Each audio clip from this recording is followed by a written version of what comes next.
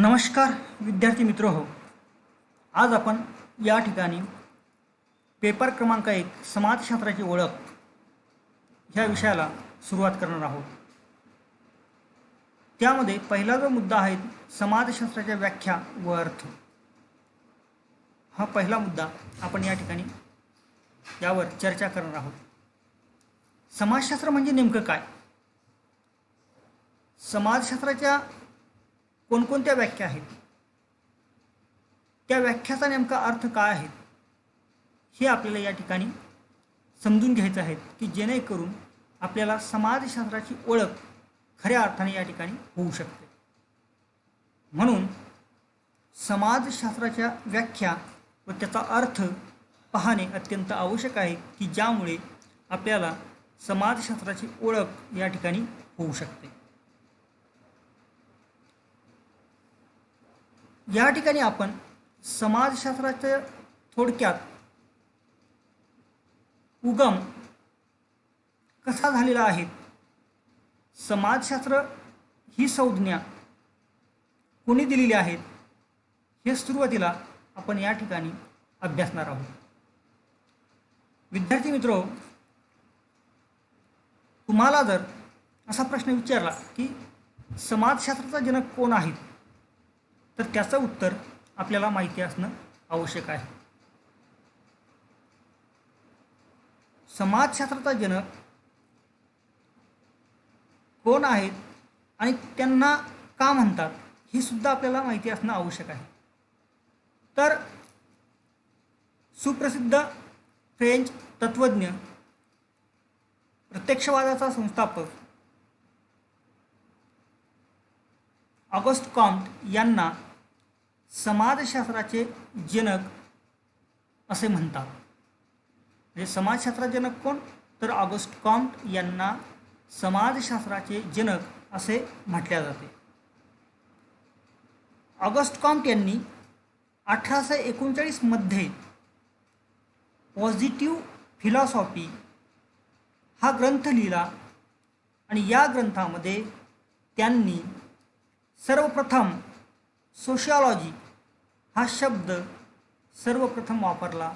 त्यामुळे त्यांना समाजशास्त्राचे जनक असे सुद्धा म्हटले जाते. समाजशास्त्राचा जनक म्हणून ऑगस्ट कॉम्ट यांना ख्याती प्राप्त झालेली आहे. समाजाचा अभ्यास शास्त्रीय पद्धतीचा अवलंब करूनच केला गेला पाहिजे असे आग्रही प्रतिपादनही ऑगस्ट कॉम्ट यांनी केलेले आहे. भौतिक घटनांचा अभ्यास करण्यासाठी भौतिकशास्त्रात ज्याप्रमाणे शास्त्रीय पद्धतीचा अवलंब केला जातो, त्याचप्रमाणे सामाजिक घटनांचा अभ्यास करण्यासाठी देखील शास्त्रीय पद्धतीचा, प्रत्यक्षवादी पद्धतीचा अवलंब करणे ऑगस्ट कॉम्टच्या मतानुसार गरजेचे होते. म्हणून त्यांनी या अध्ययन क्षेत्राला समाजशास्त्र असे नामकरण केले. म्हणून ऑगस्ट कॉम्ट यांना समाजशास्त्राचे जनक असे म्हटले जाते. त्यापूर्वी समाजशास्त्राला त्यांनी सामाजिक भौतिकशास्त्र, सोशल फिजिक्स असे नाव दिले होते.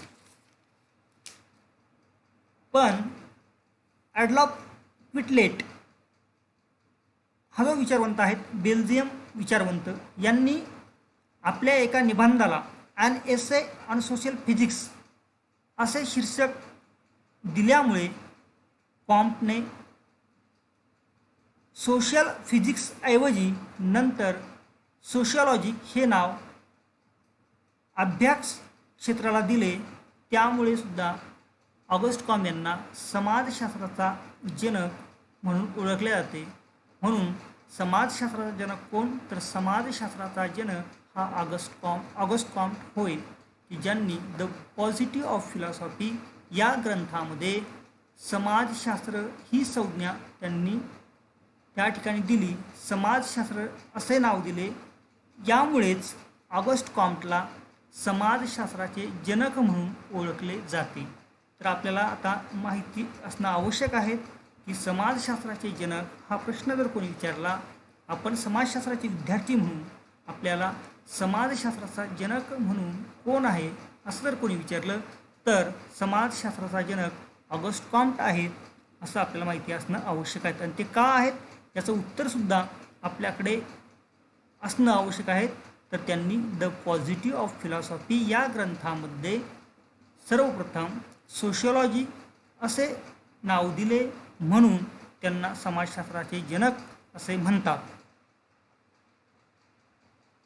त्यानंतर समाजशास्त्र ही जी की संज्ञा आहेत, ही संज्ञा दोन शब्दापासून या ठिकाणी तयार झालेली आहे.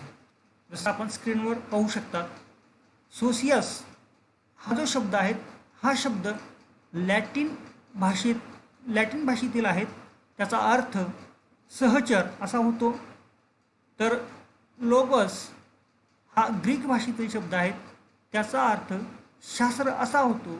म्हणजेच सोशिओलॉजी हा शब्द या ठिकाणी तयार होतो. सोशियस लॅटिन भाषेतील, लोगस ग्रीक भाषेतील. सोशियस म्हणजे सहचर, लोगस म्हणजे शास्त्र, बरोबर सोशिओलॉजी हा शब्द या ठिकाणी तयार होतो. म्हणजेच समाजशास्त्राचा आपल्याला असा सुद्धा अर्थ या ठिकाणी लक्षात घेता येऊ शकतो. आता सोशियस म्हणजे नेमकं काय, तर सोशियस म्हणजे मानवातील सहचाराचा किंवा सहसंबंध. लोगसचा अर्थ काय, तर शास्त्र. म्हणजे सोशियस आणि लोगस या दोन शब्दाचा शब्दाशय अर्थ जर आपण बघितला, तर मानवातील सहचाराचा किंवा सहसंबंधाचा अभ्यास करणारे जे शास्त्र आहेत, त्या शास्त्राला समाजशास्त्र असे म्हणतात, असं आपल्याला या ठिकाणी लक्षात घेता येऊ शकतं. त्याचबरोबर समाजशास्त्र म्हणजे नेमकं काय, हा जेव्हा प्रश्न आपल्याला पडतो, तेव्हा या प्रश्नाच्या उत्तरादाखल समाजशास्त्राच्या काही निवडक व्याख्या आपल्याला या ठिकाणी पाहणं आवश्यक आहे. त्याचबरोबर समाजशास्त्र म्हणजे काय हे समजून जर अजून घ्यायचं असेल, तर आणखी एक सोपा मार्ग आपल्याला या ठिकाणी लक्षात घेता येऊ शकतो. तो म्हणजे शब्दकोशातील सोशिओलॉजी या शब्दाचा अर्थ पाहणे. वेगवेगळ्या शब्दकोशामध्ये सोशिओलॉजी या शब्दाचा अर्थ भिन्न भिन्न शब्दात दिला असला तरी सर्वसामान्यपणे मानवी समाजाचा, त्यांच्या उत्क्रांतीचा, संरचनेचा, सामाजिक संबंधाचा, सामाजिक संस्थांचा अभ्यास करणारे शास्त्र म्हणजे समाजशास्त्र असा अर्थ आपल्याला वेगवेगळ्या शब्दकोशातून पाहावयास मिळतो. समाजशास्त्र म्हणजे काय हे समजून घेण्यासाठी अजून सर्वात अधिक चांगला मार्ग म्हणजे कोणता, तर तो वेगवेगळ्या समाजशास्त्रज्ञांनी समाजशास्त्र या संज्ञेच्या केलेल्या व्याख्यांचा अभ्यास करणे होय. कारण कोणतीही व्याख्या शक्य तितक्या अचूकपणे आणि कमीत कमी शब्दात संबंधित संज्ञेचा अर्थ स्पष्ट करते. म्हणून समाजशास्त्र या संज्ञेच्या समाजशास्त्रज्ञांनी दिलेल्या व्याख्यांचा आपण या ठिकाणी अभ्यास करणार आहोत. आणि या व्याख्यावरून आपल्याला समाजशास्त्राचा नेमका अर्थ काय हे सुद्धा या ठिकाणी लक्षात घेता येऊ शकतो. तर कोणकोणत्या विचारवंतांनी या ठिकाणी व्याख्या सांगितलेल्या आहेत ते आपण या ठिकाणी पाहणार आहोत. तर सर्वप्रथम मॅकआयव्हर आणि पेज यांनी समाजशास्त्राची व्याख्या सांगितली आहे. ते काय म्हणतात, ते असे म्हणतात, सामाजिक संबंध हा समाजशास्त्राचा अभ्यास विषय आहे. The subject matter of sociology is social relationship as such. McIver and Page. सामाजिक संबंध हा समाजशास्त्राचा अभ्यास विषय आहे. म्हणजे आपले जे काही सोशल रिलेशन असतात, ते सोशल रिलेशन खऱ्या अर्थाने समाजशास्त्राचा अभ्यास विषय आहेत, अशी सोपी व्याख्या मॅकआयव्हर व पेज यांनी सांगितलेली आहे. त्यानंतर हॅरी जॉन्सनच्या मतानुसार समाजशास्त्र हे सामाजिक समूहासंबंधीचे शास्त्र आहे. बघा, सुरुवातीला आपण काय बघितलं की सामाजिक संबंध, सोशल रिलेशन, या ठिकाणी सामाजिक समूहासंबंधीचे शास्त्र, सोशल ग्रुप रिलेशन, या ठिकाणी हे महत्त्वाचं आहे. तर आपले जे काही सामाजिक संबंध आहेत ते सामाजिक संबंध हे सामाजिक समूहामध्ये निर्माण होतात, म्हणून समाजशास्त्र हे सामाजिक समूहासंबंधीचे शास्त्र आहे.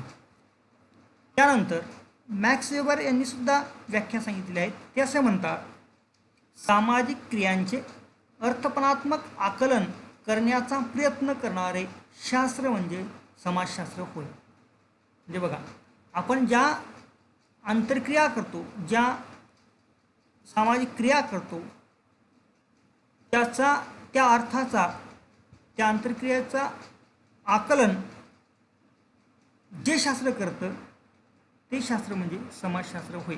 म्हणजे समाज जीवनामध्ये जगत असताना वेगवेगळे आपण जे काही सामाजिक क्रिया, आंतरक्रिया करतो, त्या आंतरक्रियेचं आकलन होणं अत्यंत आवश्यक आहे. आणि ते आकलन कोण करतं, तर समाजशास्त्र करतं. म्हणून मॅक्स वेबर यांनी व्याख्या सांगितली की सामाजिक क्रियांचे अर्थपणात्मक आकलन करणारे शास्त्र म्हणजे समाजशास्त्र होय. त्यानंतर हॉर्टन आणि हंट यांच्या मतानुसार मानवी सामाजिक जीवनाचा शास्त्रीय पद्धतीने केलेला अभ्यास म्हणजे समाजशास्त्र होय. मानवी सामाजिक जीवनाचा म्हणजे समाजामधील जे काही आपलं सामाजिक जीवन आहेत, या सामाजिक जीवनाचा, सामाजिक घटनांचा शास्त्रीय पद्धतीने केलेला अभ्यास म्हणजे काय, समाजशास्त्र होय. म्हणजे आपण जे काही जीवन जगतो, ज्या आपल्या अवतीभोवती ज्या काही घटना घडतात, त्या घटनांचा शास्त्रीय पद्धतीने करणारं जे काही शास्त्र आहे त्याला आपण समाजशास्त्र असं या ठिकाणी म्हणतो. म्हणून हॉर्टन आणि हंट यांची व्याख्यासुद्धा तितकीच महत्त्वाची आहे.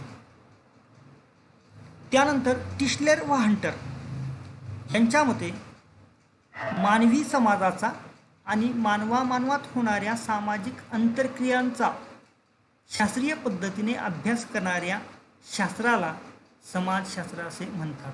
म्हणजे बघा, मानवी समाजाचा आणि मानवात होणाऱ्या सामाजिक आंतरक्रिया, म्हणजे आपण या ठिकाणी जेव्हा एकत्र आलेलो आहोत तेव्हा आपल्यामध्ये सुद्धा या आंतरक्रिया होतात. मग ह्या जे काही आंतरक्रिया आहेत, या आंतरक्रियेचा शास्त्रीय पद्धतीने अभ्यास जे शास्त्र करतं त्या शास्त्राला समाजशास्त्र असे म्हणतात, असं आपल्याला या ठिकाणी लक्षात घेता येऊ शकतं. त्यानंतर मॉरिस व गिन्सबर्ग यांनी सुद्धा व्याख्या सांगितली आहे. ते असं म्हणतात, व्यापक अर्थाने मानवी आंतरक्रिया व आंतरसंबंध यांची कारणे आणि परिणाम यांचा अभ्यास करणारे जे काही शास्त्र आहेत त्या शास्त्राला समाजशास्त्र असे म्हणतात. बघा, आपण ज्या काही आंतरक्रिया करतो त्या आंतरक्रिया, त्याचबरोबर आपले आंतरसंबंध, त्याची कोणती कारणे आहेत, त्यांचे काय परिणाम आहेत, याचा अभ्यास करणारे जे काही शास्त्र आहेत त्या शास्त्राला समाजशास्त्र आपल्याला या ठिकाणी लक्षात घेता येऊ शकते. आता या जे काही व्याख्या आपण बघितल्या, या व्याख्यावरून किंवा या व्याख्यांचं जर आपण बारकाईने निरीक्षण केलं किंवा अभ्यास केला तर आपल्याला असं लक्षात येईल की अभ्यासविषय आणि अभ्यास पद्धती या दोन बाबीच्या संदर्भामध्ये समाजशास्त्र म्हणजे काय हे स्पष्ट करण्याचा प्रयत्न करताना असे दिसून येईल. त्यामध्ये बारकाईने तुम्ही या व्याख्यांकडे जर बघितलं किंवा निरीक्षण केलं, अभ्यास केला, तर तुम्हाला असं लक्षात येईल की सामाजिक आंतरक्रिया, सामाजिक क्रियाव्यवस्था, सामाजिक संबंध, सामाजिक समूह, सामाजिक जीवन आणि मानवी समाज असा समाजशास्त्राचा अभ्यासविषय वरील व्याख्यातून शब्दबद्ध होतो.